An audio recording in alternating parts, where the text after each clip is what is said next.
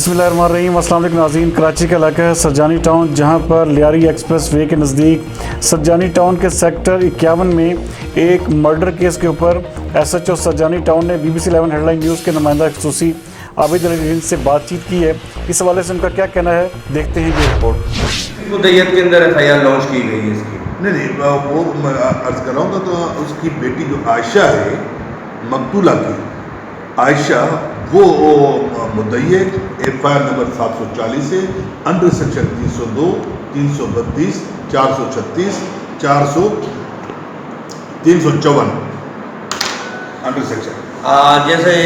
SIO صاحب نے ہمارے کو یہاں پر بتایا گیا ہے، اور پوری آپ کو جس طرح سے ہم نے ابھی دکھایا ہے، اور آپ کو پہلے بھی ہم نے ان کی تصویریں ویڈیوز وغیرہ شیئر کر دی ہیں، دکھایا ہے، تو یہاں پر انہوں نے اس کے اوپر فل کارروائی کی ہے اور اس کے اوپر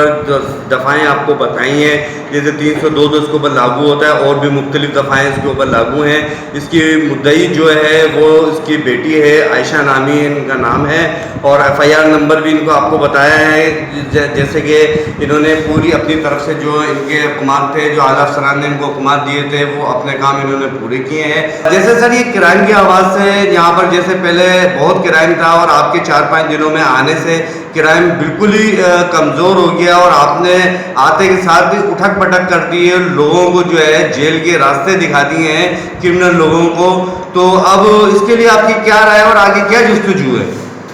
الحمدللہ بھائی، بات یہ ہے کہ میں پہلے بھی اس تھانے میں رہ چکا ہوں کہ یہاں پہ بہت کیسوں کی پینڈنسی تھی۔ الحمدللہ ان کیسوں کی ہم اپنے وسائلوں کے مطابق، ہم انفارمروں کے مطابق اسی ملزم کو بھی گرفتار کیا،